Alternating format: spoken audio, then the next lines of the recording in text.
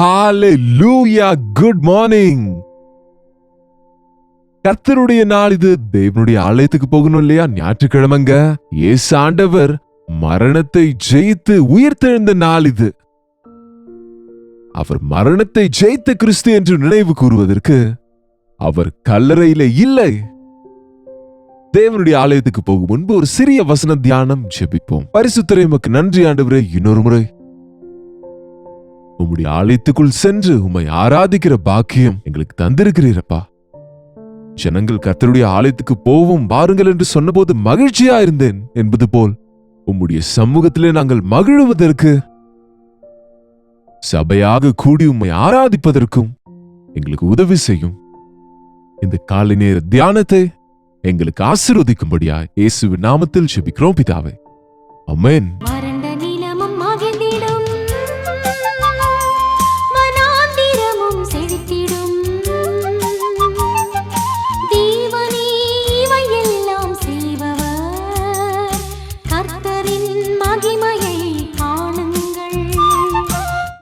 ஆமாங்க, இஸ்ரவேல் ராஜாக்கள், யூதா ராஜாக்கள் என்று ராஜாக்களின் வரலாற்றை நாம் தியானிக்கிறோம். 42 ராஜாக்கள்.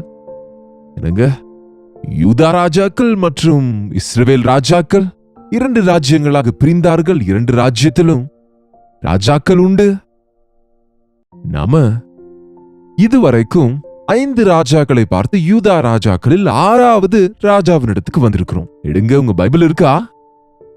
2 ராஜாக்கள் 8வது அதிகாரம் 26ஆம் வசனத்துல இங்கு நம்ம பார்க்கிறோம். அகசியா ராஜாவாகிற போது 22 வயதாயிருந்து ஒரே வருஷம் எருசலேமில் ராஜ்யபாரம் பண்ணினான். இஸ்ரவேலின் ராஜாவாகிய ஒம்ரியின் குமாரத்தியான அவன் தாயின் பேர் அத்தாலியாள்.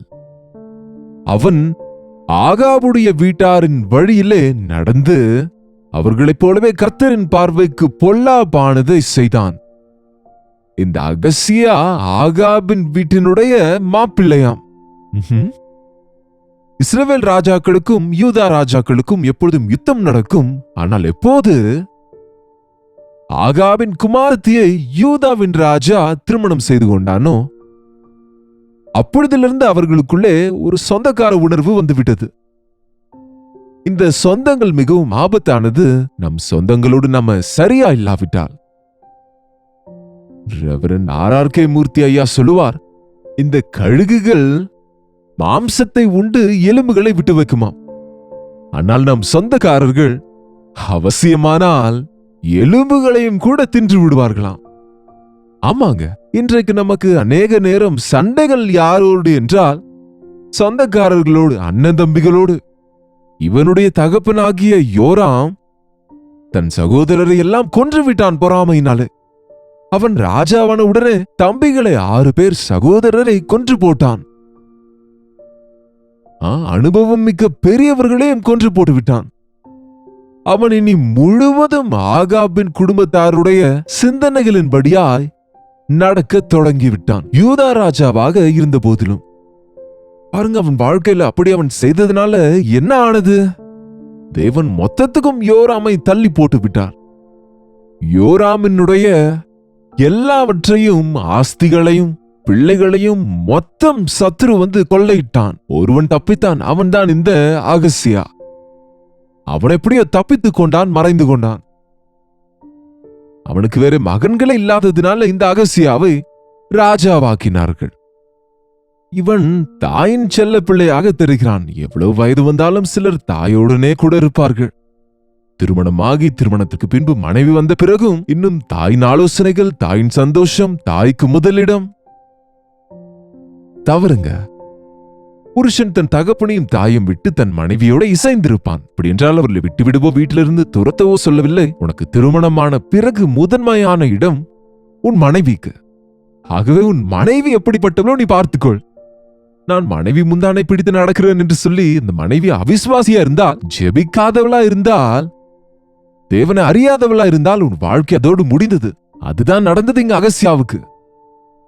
அகசியாவின் தாய் யோராமின் மனைவி தவறான விதத்திலே அவனை நடத்தி விட்டாள். இங்க யோராமினுடைய மனைவி என்று சொல்லும்போது இங்க அகசியாவினுடைய தாய். அவர்கள் இவனுக்கு என்ன கற்றுக் கொடுத்தார்களாம்? ஒரு முறை நம்முடைய வேதத்தை திருப்புவோம்.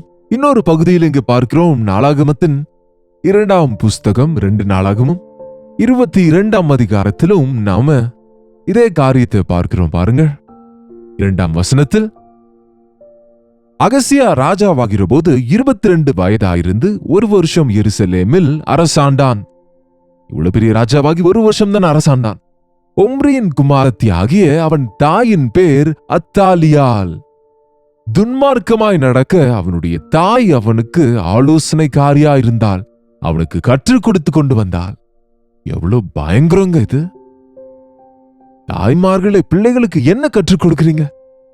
துன்மார்க்கமாக வாழும்படியாக நடந்து கொள்ளும்படியாக அவன் தாய் அவனுக்கு கற்றுக் கொடுத்து கொண்டு ஆலோசனை கொடுத்தாள். அவளுடைய பேர் அத்தாலியால். இந்த தாயின் நடத்தை கெட்டு போயிருக்கும் போது அந்த பிள்ளைகளுடைய நடத்தை என்னவாகும் சொல்லுங்க? ஓ தாயே, நீ எப்படி இருக்கிறாய் சொல்லு. உன் பிள்ளைகளுக்கு என்ன கற்றுக் கொடுக்கிறாய்? சில கிராமங்களில் நான் ஊழியம் செய்யும் போது கிராமத்துல நல்லா சண்டையிடுவார்கள். வாசல்ல உட்கார்ந்து திட்டிக் கொண்டே இருப்பாங்க. பக்கத்து வீட்டிலும் எதிர் வீட்டிலும் சண்டை வந்தால் காலையிலிருந்து சாயங்காலம் வரை சபித்து கொண்டே இருப்பார்கள். வாய்க்கு வந்ததெல்லாம் திட்டுவார்கள். நான் அங்கே ஒரு சிறிய வீட்டிலே தங்கியிருந்தேன். அந்த வீதியிலே ஒருத்தங்களுக்கு ஒரு எதிர் வீட்டுக்கும் அவங்களுக்கும் சண்டை தொடங்கியது. இதோட நிறுத்தவே மாட்டார்களே. கொஞ்ச நேரத்துல பாருங்க, வாய்ஸ் மாறிவிட்டது. என்னதென்று பார்த்தால், அந்த தாய் பசி எடுத்தது என்று உள்ள சாப்பிட போயிட்டாங்க. மகளை கொண்டு வந்து உட்கார வைத்து மகளை கொண்டு திட்ட வைக்கிறாங்க. பாருங்க, திட்ட கற்றுக் கொடுக்கறாங்க. என்ன கற்றுக் கொடுக்கறீங்க? திருட கற்றுக் கொடுக்கறீங்களா? திட்ட கற்றுக் கொடுக்கறீங்களா? பொய் சொல்ல கற்றுக் கொடுக்கறீங்களா? ஐயோ, நாங்க அதெல்லாம் சொல்லலைங்க, உன் டாடிக்கு சொல்லாதன்னு மாத்திரம் சொல்லுவோம்னு சொல்லுகிறீங்களா? என்னங்க, பிள்ளைகளுக்கு அவங்க சொந்த அப்பாவினிடத்துல பொய் சொல்லும்படி நீங்க கற்றுக் கொடுத்தால், அல்லது உன்னுடைய அம்மாவிடத்தில் பொய் சொல் என்று கற்றுக் கொடுத்தால் அந்த பிள்ளைங்க பொய்யர் ஆக மாட்டாங்களா? இன்னும் நீங்க செய்கிற தவறான விஷயங்களுக்கு உங்க பிள்ளைகளை சாட்சிகளா பயன்படுத்தினா அவங்க என்ன ஆவார்கள்? அவிசுவாசிகளான பெற்றோராயிராதீங்க. அதனாலதான் நீங்க திருமணமான பிறகு இன்னும் உங்களுக்குள்ளே முன்னோர்களின் பாரம்பரியமான வீணான நடத்தை இருக்குமானால் மனம் திரும்புங்கள். உங்களுடைய வயிற்றில குழந்தை வளரும் போதே நீங்க தாயாக ஜெபித்தால் அந்த குழந்தை நல்ல குணங்களோடு இருப்பாங்க. பாருங்க, தேவ பயம் உள்ளவர்களாக இருப்பார்கள். ஆனால் நீங்க திட்டிக் கொண்டே இருந்தா, நீங்க கர்ப்பவதியா இருந்தா அந்த குழந்தைக்கும் கேட்குமாம். பாருங்க, நீங்க திட்டுகிறது மற்றவங்க கேட்கிறாங்களோ இல்லையோ, உங்க வயிற்றில இருக்க குழந்தை கேட்கும், கற்றுக்கொள்ளும். அது மாத்திரமல்ல, வளரும் போது பிள்ளையாண்டான் நடக்க வேண்டிய வழியிலே அவனை நடத்து, அவன் முதிர் வயதிலே அதை விடாதிருப்பான் என்று பைபிள் சொன்னால், இந்த தாயோ துன்மார்க்கமாய் நடக்க கற்றுக் கொடுக்கிறாள். உங்க பிள்ளைகளை சண்டே ஸ்கூல் அனுப்புகிறீங்களா? நீங்க மாத்திரம் சபைக்கு போயிட்டு வருகிறீங்களா, அல்லது உங்க பிள்ளைகளுக்கு சண்டே ஸ்கூல் உண்டா? சண்டே ஸ்கூல்ல பிள்ளைகள் தேவனுடைய வசனத்தை கற்றுக்கொள்ளட்டுங்க. பிள்ளைகளின் வாயிலே தேவனுடைய வசனம் இருக்கட்டும், தேவனுடைய பாடல்கள் இருக்கட்டும். கார்ட்டூன்ஸ் அல்ல, மூவிஸ், சாங்ஸ் அல்ல, அல்லது இங்கிலீஷ் ரைம்ஸ் அல்ல, அது வேற விஷயம். ஆனால் தேவனுடைய பயம் உங்கள் பிள்ளைகளின் இருதயத்தில் இருக்க வேண்டும். உங்க பிள்ளைகளை எப்படி வளர்க்கிறீர்கள்? சிறு வயதிலேயே 5 வளையாதது 50 வளையுமா? நீங்க என்ன ஃபவுண்டேஷன் போடுவீர்களோ அதை பொறுத்து அந்த பிள்ளைகளுடைய வருங்காலம் இருக்கும். கொஞ்சம் காலமே அவர்கள் நம்மோடு இருப்பார்கள். கொஞ்ச நாட்களே நாம் அவர்களுக்கு கற்றுக் கொடுக்க முடியும்.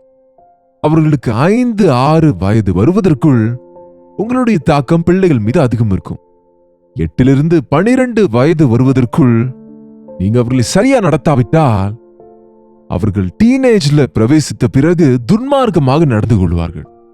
சொந்த கையினாலே தன் மகனை தீமைக்கென்று ஒரு ராஜாவாக அபிஷேகிக்கப்பட்டவன் எப்படி இருக்க வேண்டும், அவன் எப்படி ஆளுகை செய்ய வேண்டும் என்று கற்றுக் கொடுக்க வேண்டிய இந்த அத்தாலியால், இந்த அத்தாலியால் ஆகாபு தவறு செய்தான். இஸ்ரவேல் ராஜா அவர் எசபேல் என்னும் ஒரு அந்நிய பெண்ணை திருமணம் செய்து கொண்டான். அங்கிருந்து வந்தது இந்த சந்ததி எல்லாம்.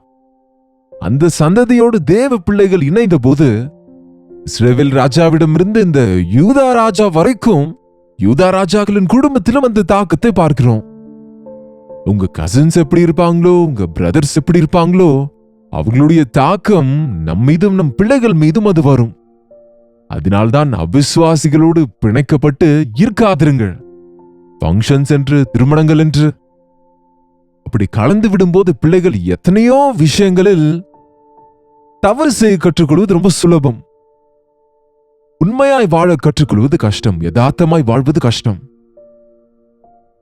டிஎல் மூடி என்ற பக்தர் சொன்னார், என் தாயை போன்ற தாய்மார்கள் இருந்தால் இந்த உலகத்திலே சிறைச்சாலைகள் அவசியமே இல்லை, ஜெயில்கள் அவசியமே இல்லை, ஜட்ஜஸ் அவசியம் இல்லை. ஏனென்றால் குற்றங்களே இருக்காது. என் தாய் கற்றுக் கொடுத்தால் சிறு வயதிலிருந்தே எனக்கு பொய் சொல்லாதே, ஏமாற்றாதே, அநியாயம் செய்யாதே. தயவு செய்து உங்க பிள்ளைகளுக்கு தேவனுடைய வசனத்தின் சத்தியங்களை கற்றுக் கொடுங்க. என்ன பிரயோஜனம்? சொந்த கைகளாலே பிள்ளையை கெடுத்துக் கொண்டால் துன்மார்க்கமாய் பெரியவனாக்கலாம் என்று, தவறான வேலை செய்து பெரியவர்களாகலாம் என்று இன்றைக்கு அநேகர் விரும்புகிறார்கள்.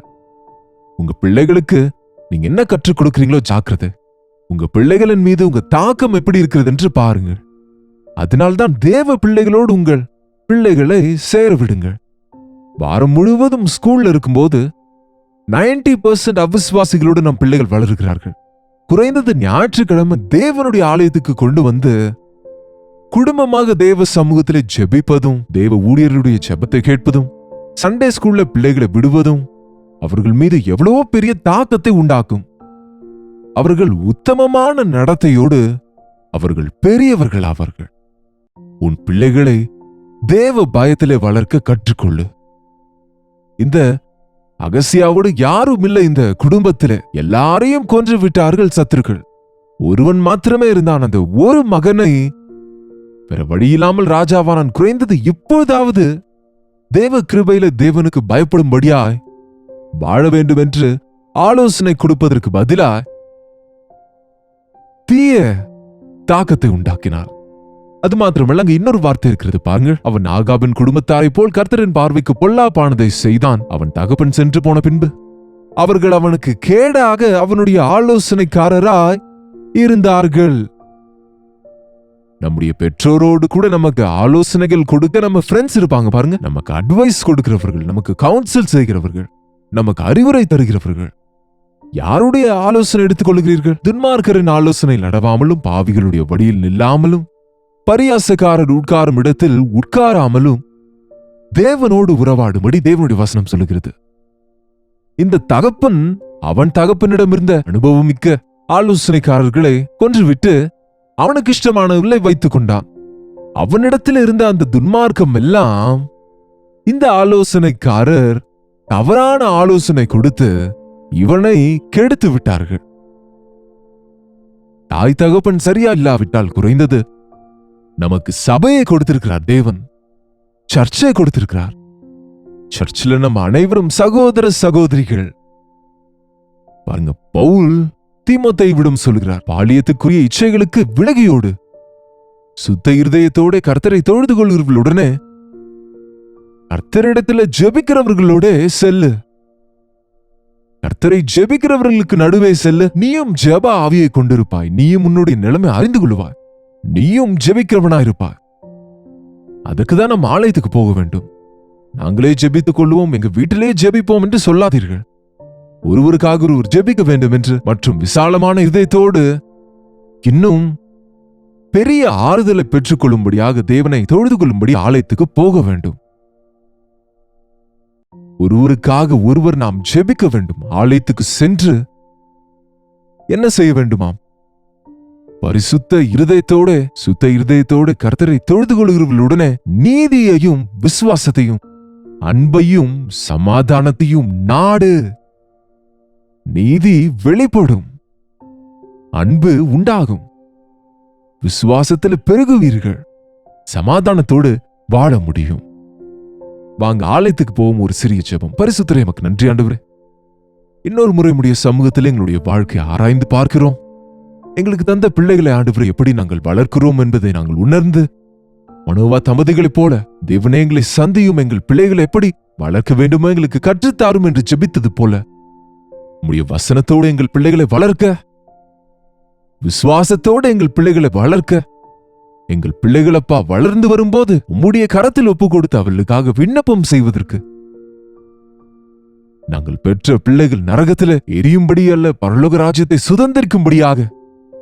எங்கள் பிள்ளைகள் இந்த உலகத்தில் அல்ல, உம்முடைய ராஜ்யத்திலே உம்முடைய வலது இடது பக்கத்திலே உட்கார வேண்டும் என்று நினைத்த செபதேயின் குமாரர்களின் தாயை போல் வாஞ்சையப்பா எங்களுக்கும் எங்களுடைய பிள்ளைகளுக்காக தந்தருளும். என்று இயேசுவின் நாமத்தில் ஜெபிக்கிறோம் பிதாவே, ஆமென்.